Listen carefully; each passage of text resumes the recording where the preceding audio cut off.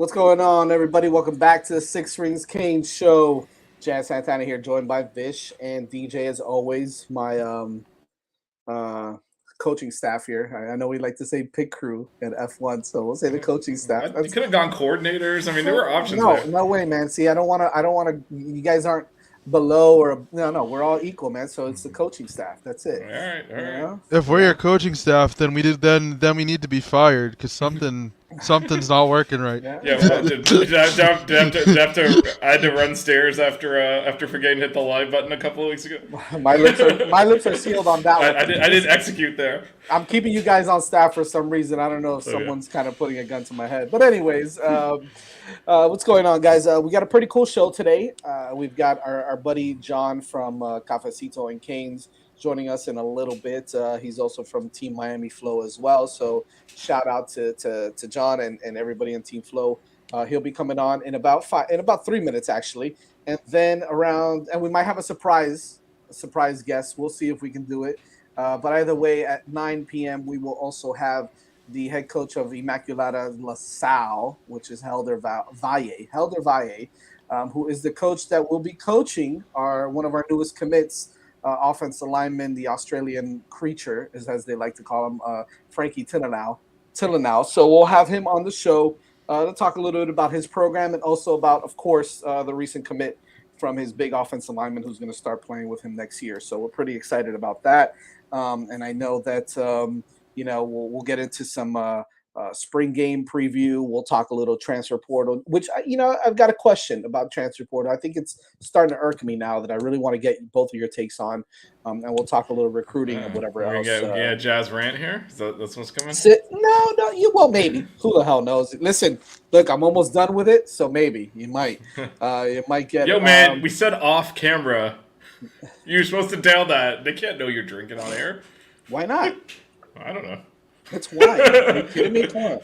You're not messing up names when you're drinking, I think I've actively been drinking a beer on this thing before, so I don't even know what I'm talking about. I know. Come on, man. I drank a whole bottle of wine on here once, so I'm in no place to. Those who live in glass houses should not throw stones, as they say. Amen, my brother. Amen.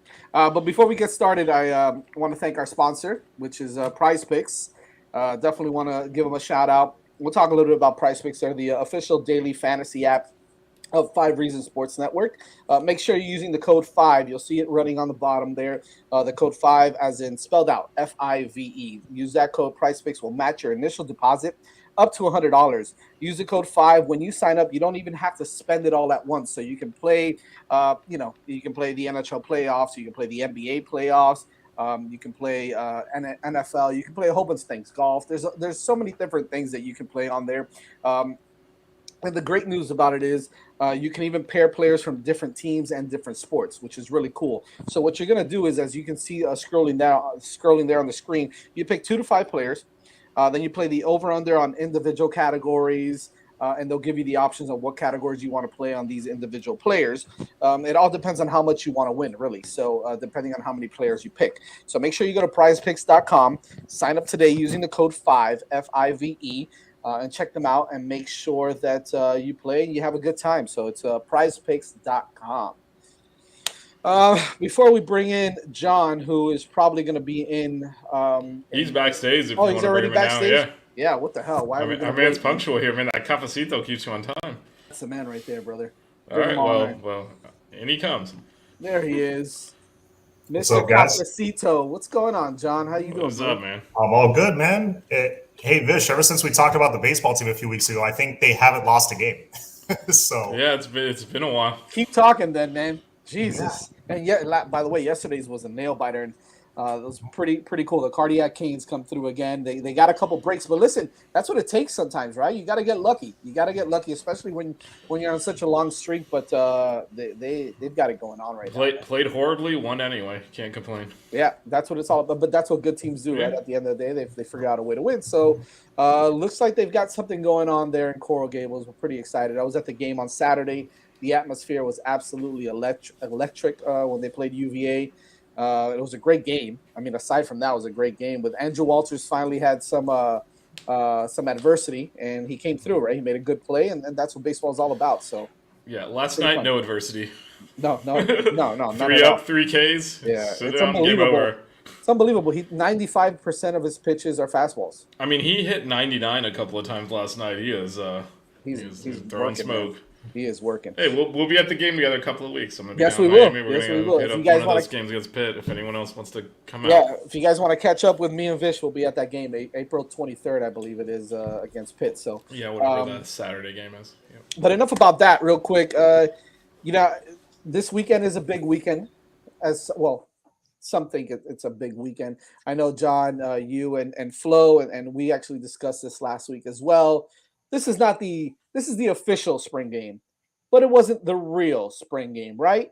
So I'll actually start with you, John, on this because you've kind of been through this already. So what do you think is going to be the biggest difference between what we heard of last week, right? Last weekend where the offense dominated. There was some thumping going on. It was a real sort of, I guess you can say, a real spring game. What do you think is going to be the difference between that and this game on Saturday? Actually, aside from like the play calling, maybe I don't think there's going to be that much of a difference as far as the energy goes. And I think that's one of the biggest things we have to see from this regime year one is I need to see like no energy drop off. Like the way they came out against NC State, it's like, where the hell's this team been like the whole like half the season? That's what we got to see every week. So it's got to be a mentality. Every coach preaches about that every practice. So I want to see some intense football, even though it's not going to be any like fancy play calling. We're not going to see a whole lot of scheme. It's going to be pretty vanilla, but I want to see some thumping in this game too. Yeah, I think either way, regardless of how vanilla it's going to be called, the energy is going to be there not only from the players, but man, I mean, it's a sold out show. So that means that the energy is going to be in the crowd as well, and they're going to be able to hear it from them when they're, we expect so many different things, right? So Vish and DJ, and I'll go to both of you on this. Vish, if you want to chime in, like, what do you want to see from if you do know better, right? If you're an average fan, you didn't know what was going on in practice on Saturday, this past scrimmage. What do you kind of want to see, regardless of how vanilla it's going to be, from this spring game on Saturday?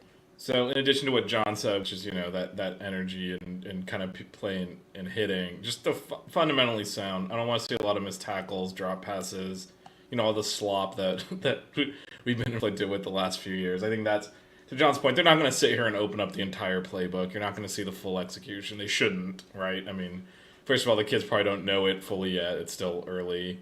And second, you don't want to show it to other people. So I get that, but it doesn't matter what play you call. If the ball hits the receiver, they need to catch it. Tackling, obviously, is a big pet peeve, I think, of all of ours after what we witnessed last year. So that kind of stuff, And then, but it's always kind of a little weird in the spring game because you're like, if the running back runs through the tackle, you happy or bad? Like, you don't know, right? But definitely, like, I'm looking at the fundamentals. That's where coaches can make a difference immediately. They've had a full spring, so you teach technique and all that, and this is where it should pay off. So that's what I like to see, is just a sharp game. Also, real quick, shout out in the chat to Robin Fernando. What's up, dudes? What's going on? DJ, Vish brought up a great point. I think tackling, that's the biggest thing. Mm-hmm. We heard it from Coach Cristobal as well. That tackling may still not be there. Sounds concerning. Maybe he's kind of, again, we've got to understand that he operates a little different, right? So is he just, blowing smoke and kind of, it's kind of a smoke tree. We don't really want to put too much emphasis on the players that are really kicking ass and kind of mention some other ones and throwing people off the scent, basically. What can you expect from this Saturday as well? Do you expect some, aside from high energy, do you expect these guys kind of laying out? And someone mentioned it on the chat. I think it was Fernando. Some guys are gonna, want to shine and make some noise as well. Is that what you expect coming Saturday?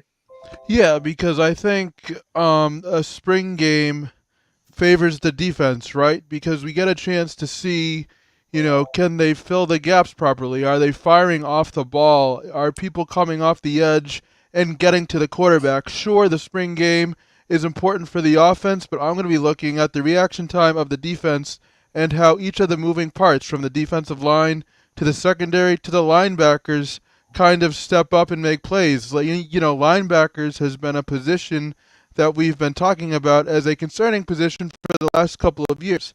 if the linebackers can have a good day on Saturday and make plays, that's certainly a step in the right direction. The spring game is not the be-all, end-all, but I would love to see high energy from the defense because I think the offense, I think we are going to, have a high-powered offense, so I'm not so much worried about, that side of the ball. Granted, I want them to have a good day, but I'm more interested to see the techniques of the defense and see how quickly they react and how each of the positional parts, so to speak, are working together. So that's a great it's a great thing that you brought up, DJ. As far as like what position what side of the football you want to see the most, right? Whether it's defense, whether it's offense. John, you guys kind of spoke about this on Sunday as well. How important it is to see the ones against ones, as opposed to how they typically do it when you see ones against twos. What is and I actually have that question too. I was intrigued by it. You know, what the hell is the reasoning for playing the ones against the twos and the twos against the ones and vice versa? Like, what is the point of all that? Don't you want to see the ones against the ones? I would think you would. The only thing the only thing I can think of is maybe injuries to prevent injury. But I mean, you're still playing football against somebody. You could still turn an ankle. You could still blow out a knee. Like that's not going to stop anything. So I don't know why you don't have ones versus ones. It's the old iron sharpens iron mentality. You got to have, that Mike Rumpf against Andre Johnson matchup. They can only make each other better. You know what I'm saying? So, and they've been doing the one versus two thing really since the Randy Shannon days for whatever reason. I don't know if that's something that's, I'll be honest, I don't know if it's something kind of college football wide, but this is something they need to get back to.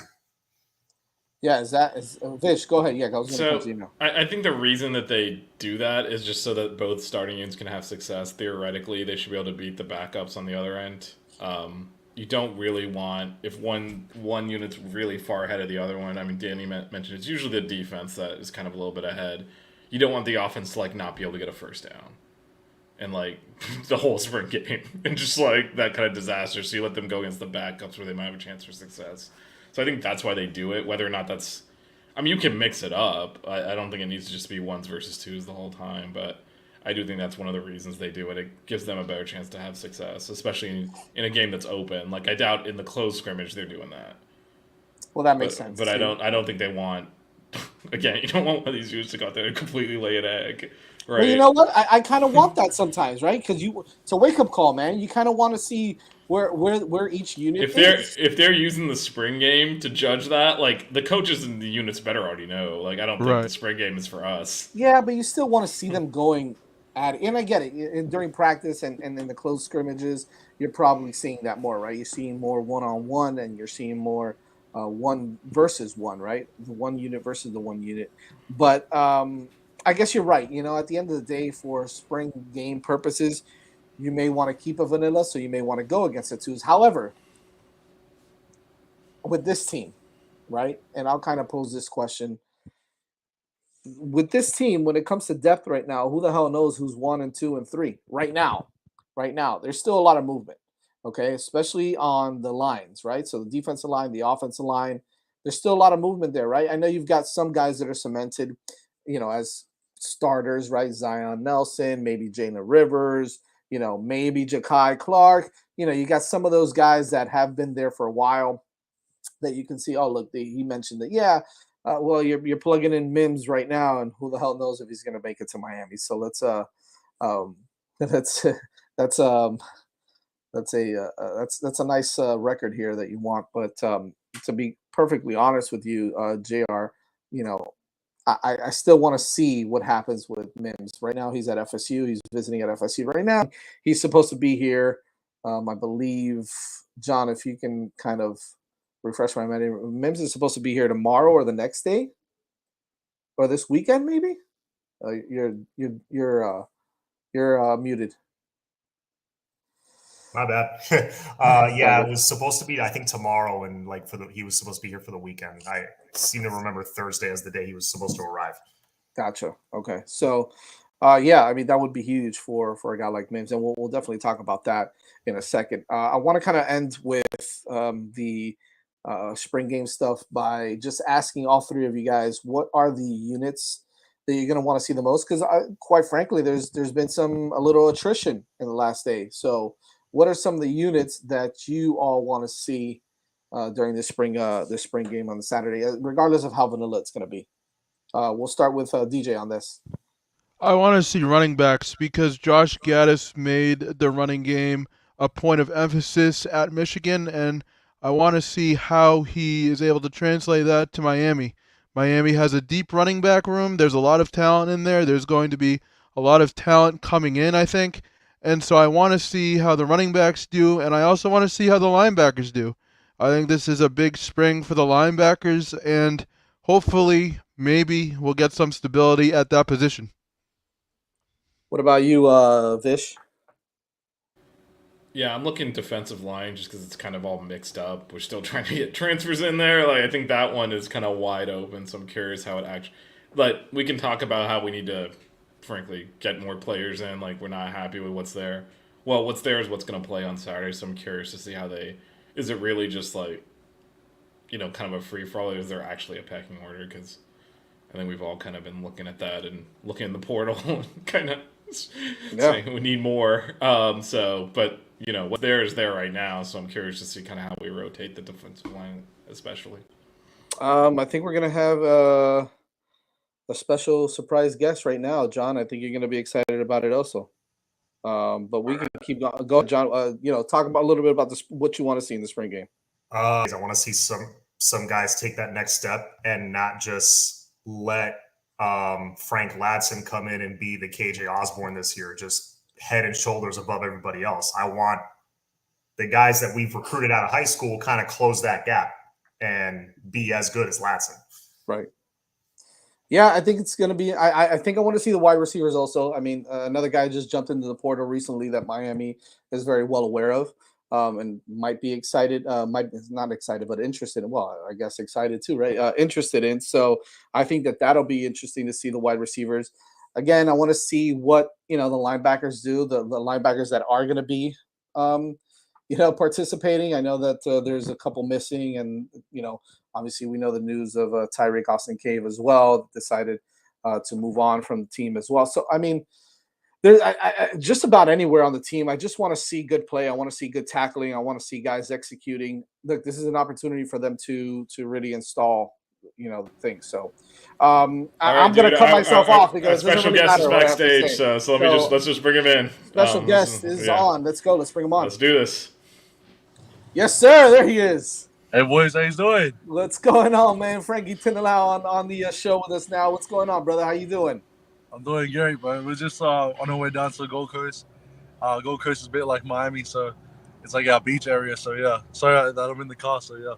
No worries, man. We appreciate it. I forgot you drive on the other side of the road. I was freaking out. I was like, dude, don't be driving while you're talking to us. It's the other side. Yeah. It's big getting used to.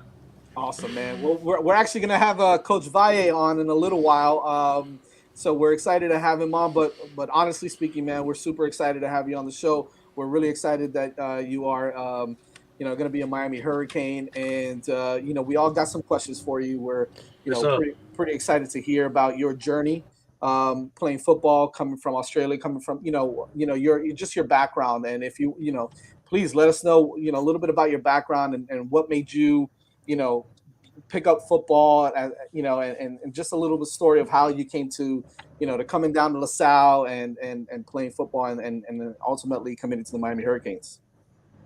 Yeah, so I think that passion for football started, when I was growing up. Hearing stories about my dad and, how he used to play back in New Zealand. And, ever since then, we would always have the football on TV. I'd always go to my dad's room and, he's watching a football game. And, ever since then, I kind of just inspired and wanted to chase that dream and kind of make my own path. So, that's when we moved over to America. Just took a flight. We didn't know anybody out there. And, my parents sacrificed everything just so I could go over there and, get my foot in the door. So when I went out to LA, I met some coaches. Unfortunately, things didn't work out. With COVID hitting, they kind of set us back a bit. So we returned back to Australia. and I got some hours in, and I played for a local club back here in Brisbane. Once I played those few games, started pumping out some film. That's when things started to blow up, started to get more traction with the coaches. And that's when we got in contact with a few schools in Miami, and we planned to come out there. So when we came out there early this year, we took a trip out there, visited a bunch of schools. That's when we kind of met LaSalle, and they were the first school to jump on my grades and kind of help me translate these grades, because it's not easy coming from Australia to America. Awesome, man. And so John and Vish, I'll get to you guys if you guys have some questions. One more question from me, and then we'll kind of move to John or Vish or DJ. Why LaSalle? What made you choose LaSalle? I see LaSalle as upcoming program, and I feel like I want to be a part of that family and that culture out there. It's a small school, which is also great. Settling into a different country. It's on the side of the world, so I think that definitely helped me out too. But it's also safe. It's in a great area, and right there next to the beach and on the water, it's paradise. So it's a beautiful campus. I've been there a lot. I've got a couple of friends that went to school there. I actually have a couple of friends that are there now, teaching and whatnot. So I know the area really well. I grew up around that area. So yeah, I mean, it is a beautiful school. John, Vish, you guys have any questions for Frankie? Yeah, so Frankie, obviously a coach, Cristobal, Mirabal offensive line has an identity, right? Very physical, nasty discipline. How would you say you fit, in that offensive line? And what were some of the things, talking to the coaches that you liked hearing and you were like, oh man, I'm going to fit in this perfectly? I think I definitely fit in that category, and I think that's what having Murray seeing me is I'm the only one on the team that's ever played rugby, and I'm sure as of so far, rugby it's a violent sport, and I think that's where I get most of my aggression from. So I think that's what sets me apart from everyone else on the field, is especially coming with the Polynesian background, we're aggressive athletes, and we just like really explosive. So I think that's what also helps me out. And what really stands out is, my aggression on the field. And as you can see by my film, I go out there and hit, and I'm about my business, and I'm serious about everything I do. And so, yeah, I think it's a great fit. Vish, DJ, you guys got anything for Frankie? Yeah, can you talk about that adjustment? Because you said you come from a rugby background where everyone has to hit. Obviously, in American football, it's a little bit more structured. Not everyone's hitting on every play like they do in rugby. Can you talk about how that kind of helps you adjust? Because you're kind of used to doing everything. You got to be able to catch, run, punt, tackle. You got to do everything in rugby. Can you talk about how that kind of impacted your growth? I think definitely having that background, like you just said, rugby is about, being able to run, tackle, kick, and be able to run for, 80 so minutes. So that's where I think definitely the transition is so much easier, because, rugby builds athletes, and, once you get, once you're able to run and lift and tackle, all there's pretty much left to do is, just learn the game of football. So, yeah. DJ, you got anything for Frankie? Yeah. Hi, Frankie. I guess my question is, we've heard a lot about how Coach Cristobal pitches the program. Can you kind of give an insight, maybe if you can, about what his pitch was to you and kind of the things he focused on? He never once said Murray ever, flex a locker room or this and that. I think he knows, when Murray walks in the room, everyone knows who he is. And everything he's ever done, speaks for itself.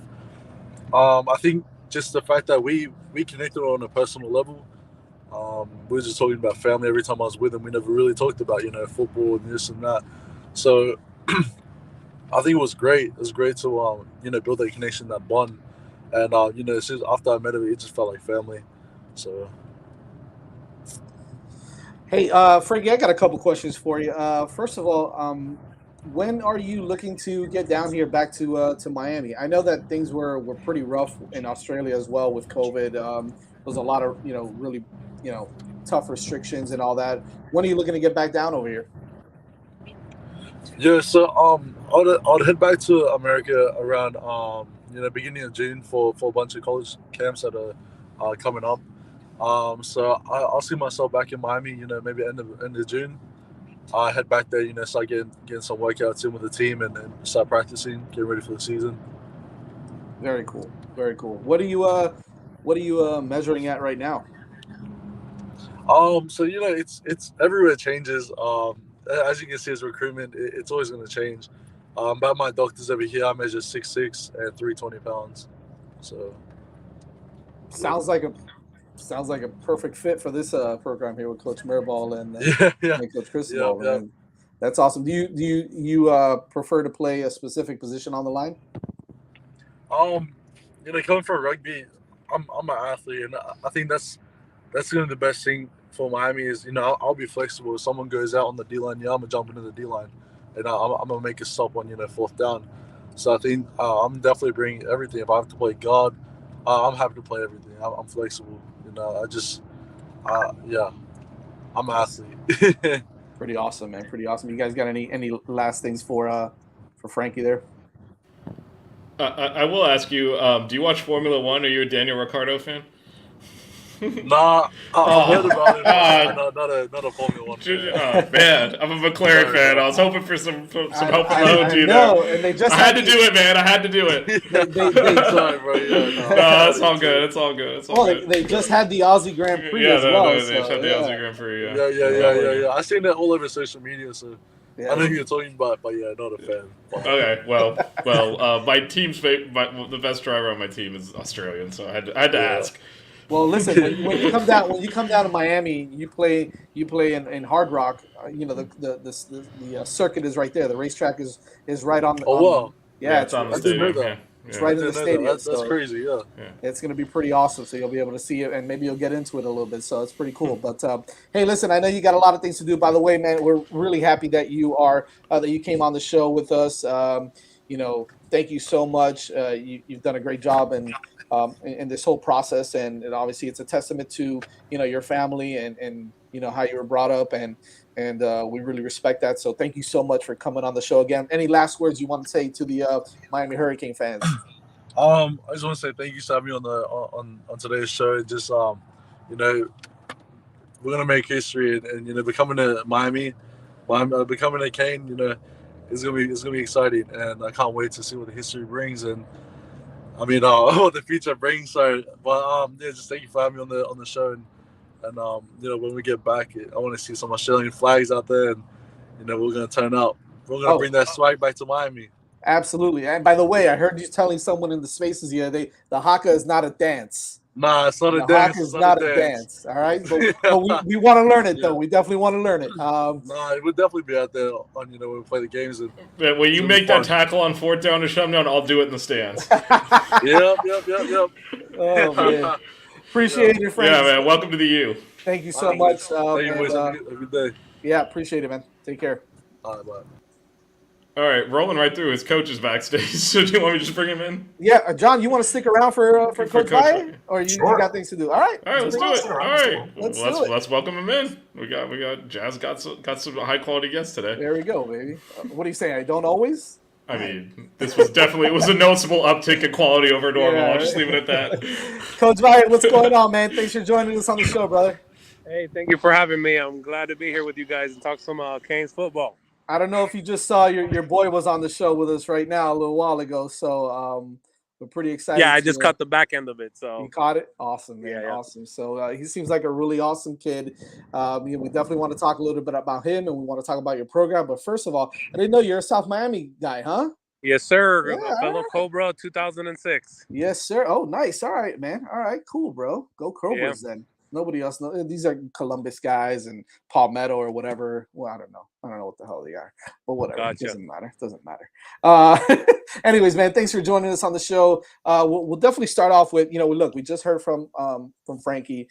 Seems like a really, really cool kid. Seems like he, high energy guy, really nice, down to, but is also very respectable. Looks like the type of player that, could really come in, learn from a lot of the coaching that you all are going to give him over there at LaSalle, but also just it's a different atmosphere, man, down here playing Miami football, Miami high school football. Talk to me a little bit about the process, if you can, whatever you can kind of share with us on how he came about to come down and play at LaSalle and join your program down there. I would say Frankie is someone who's gone through like a lot, especially like people fail to realize that he was from Australia, which had the strictest like COVID like restrictions and policies in place. Like he was telling me, Coach, people were getting arrested if you didn't wear a mask outside, and people were getting arrested. He said recently they were just releasing people now from jail who didn't have masks and all stuff there. So he's overcome those restrictions there. And his original plan, I think was going to play at California, like anyone from that side of the world, which is like Australia, Hawaii, the islands of Samoa, and all stuff there. And from leaving that situation to go to California with all these restrictions as well.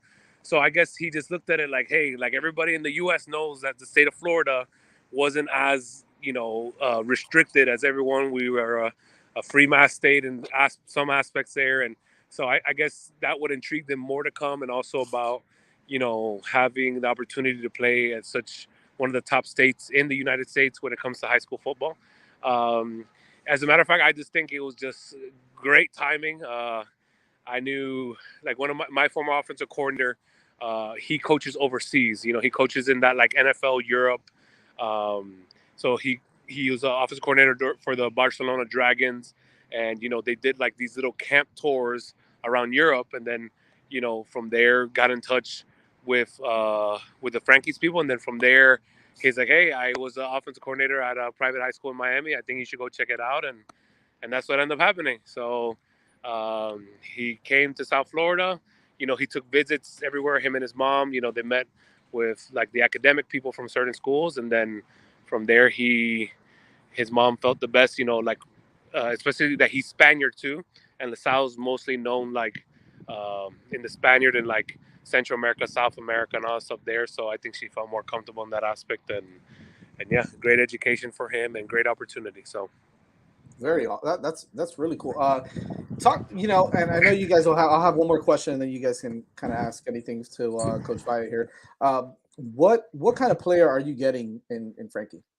Well, I would say nowadays the rarity of having someone as big as him and to move the way he does, like when you assess like a lineman in the nest aspect or project him, you have to see like, is he able to bend, does he have the flexibility, does he have the foot speed, all these play components. And then one of the big things with analytics now is just like the wingspan. Like he could be a 6'2" guard, but if his wingspan is 6'7", 6'8", like most programs would take people like that because they're lower to the ground and they can move, and those guys are like long arm freaks. So I think the first thing that pops out to him is just his actual like foot speed and his coordination of it. Like he can dunk a basketball, he can do all these other things in the basketball court too. So like you could just see the coordination, and at that size to move there, you already have a shot, especially in college football. I think the physicality part about it was him being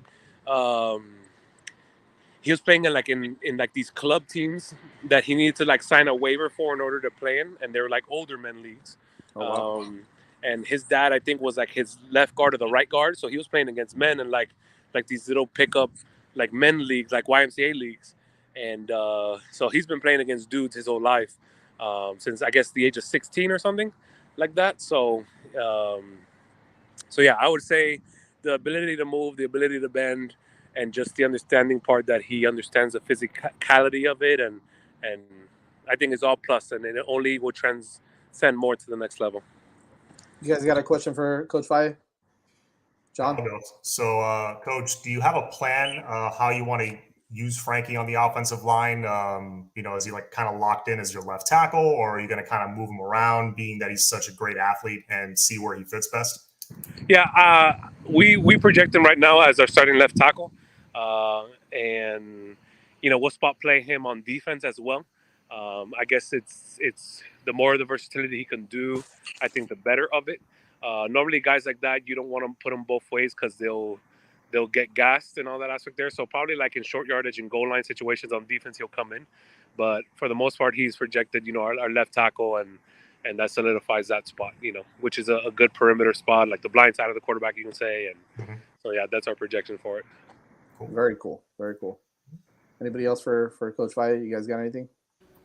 So you talked about like how you had to kind of navigate some stuff with his, because he went to obviously school in a foreign country. Can you talk about how you see him making that adjustment? I know you talked on the field, and he's been playing with grown-ups since he was 16, so you're not really worried about the physical adjustment, but just in the classroom and all. How do you see that adjustment? I think the good thing is that he's taken virtual classes, like American virtual classes, in Australia. So I think it relates well. I just think it's more of the adjustment of just like classroom setting and just like everyday temptation of like kids these days, like, and just like image. And I guess it's more of a cultural thing that his adjustment would have to be. But as far as that classroom setting, I think it's just the same everywhere. I just think the more the influence of cultural influences is going to be his adjustment, and I know he'll adjust well for it because he comes, he's a good kid, good solid home, good solid background, and I know he'll do good on that aspect of it. So, DJ, what do you got for Coach Valle? Hi, Coach. One of the things you mentioned when evaluating a lineman is the evaluation process and taking a look at all of the skills that a lineman has. What do you think is Frankie's best skill? I know you mentioned some, but what do you think is his calling card, so to speak? I would say the ability to. I think his foot speed is pretty good. I think if you were to go to his like Twitter and you evaluate the first clip that he has like on his workouts and stuff like that, you can see how fast he moves on the ladder and how coordinated it is. Also, like I would say, his wingspan.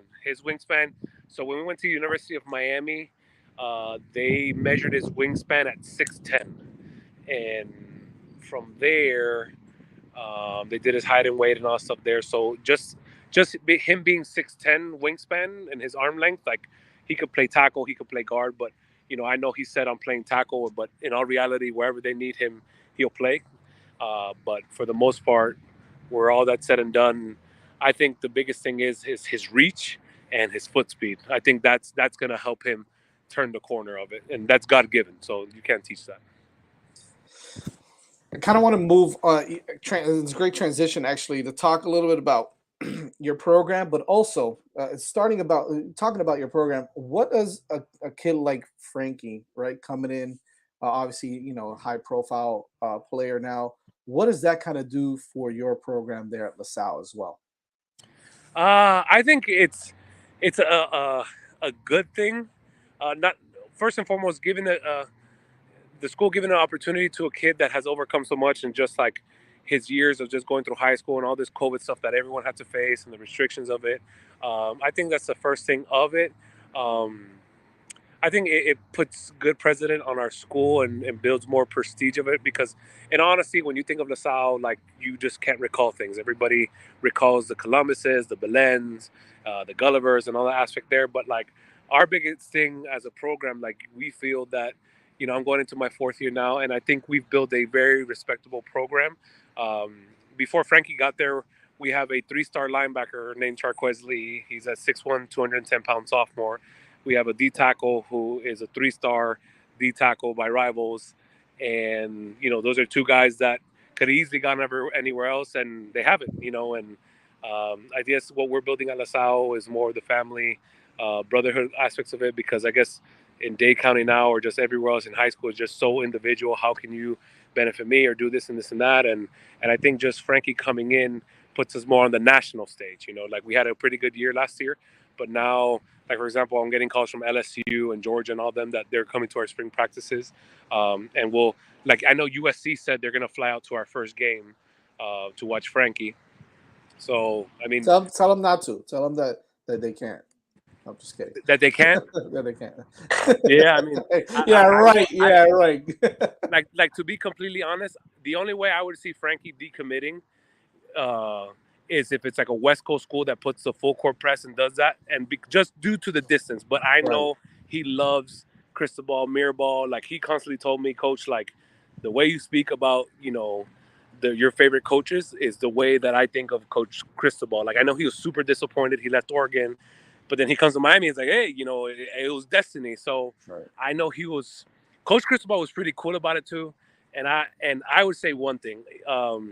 I know Coach Cristobal, and it's a funny story. Like when I was a high school player, he's a tight ends coach. He came up to me, spoke, boom, boom, and I even told him that, like, man, you don't remember this, but you came up to me. I was just a regular dude, and I really appreciate you taking the time and talking all stuff there. But he's Cristobal's a good, humble dude, just a regular guy. He's gonna demand the perfection. He's gonna put in the crazy hours to do it, and he's a grinder.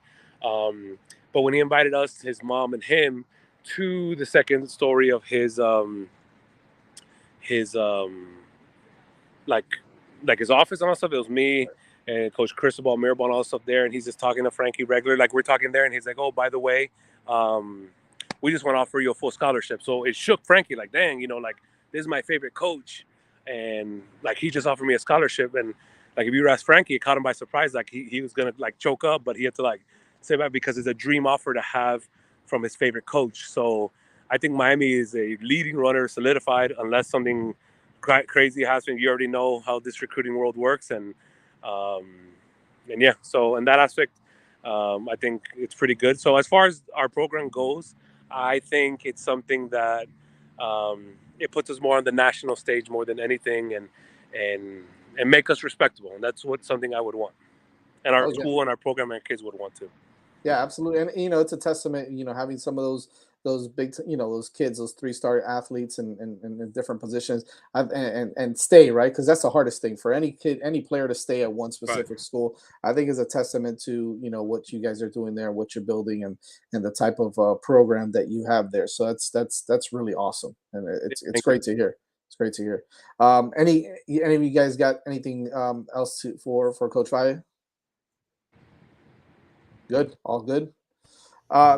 Coach, definitely want to bring you on, man. Whenever you want to, talk to us. Let us know where when you guys start playing. Reach out to me, keep us in contact, man, so we can definitely support the program. We do appreciate you coming on, and you're more than welcome to at any time, man. All right, thank you so much for having me. All right, guys, have a good night. You too. Take care. Thanks for coming on, Coach. Bye. Thank you. I don't know about you, but that little story he told about Tinilau and Coach Cristobal and all that, that had me just ready to go, man. Yeah, whatever Mario says in those pitches, it works. I mean, clearly. It worked for me, and I'm not even an athlete, so. But it's as simple as he's genuine, and people respect that, so it connects with people. You can tell when people are being fake. Manny Diaz. So there's a lot of coaches you can mention. I guess for us, it's the dichotomy between the two of them. Where, I mean, whatever you think about Mark, he's going to be a hard ass. They all know it too. They're like, this guy's going to be a hard ass, but they know it. He's genuine, and everyone respects people when they're up front. And he's a Columbus guy, right, John? Yes, sir. So is Coach Mirabal. So is right. A lot of billionaires helping fund this thing. So yeah, ain't that the truth? Ain't that the truth, man? I think that there's no reason to go any further, man. That was a great show. I was gonna do Stardom Sit-em. I don't even want to do Stardom or Sit-em anymore. There really is no need. Well, you know what? It actually does. I know this is the second week in a row we have not gotten to it, but it does make sense to do it after the spring game. You kind of see the last kind of performance, then kind of figure out. We'll start with Stardom or Sit-em. Yeah. John, man, thank you so much for coming on the show and sticking around for a while. Thank you to Frankie Tinilau. Thank you to Coach Helderville. John, let them know where they can find you, man. Cafecito and Canes on YouTube. I'm on every Tuesday evening around 7:30. So yeah, go on there, hit the subscribe button, and follow me. Yes, sir. Make sure you check them out there. And Canes baseball plays Thursday to Saturday this week, so they're at Virginia Tech tomorrow night. So nice. don't forget they're actually playing tomorrow. That's right. Show up on Friday. It's game 2. Thursday, Friday, Saturday. You're right. Thursday, You're Friday, right. Saturday. So thank you for everybody who came on. Make sure you subscribe. Follow us at Six Rings Canes on Twitter. Subscribe to the YouTube channel, the 5 Reasons Sports YouTube channel.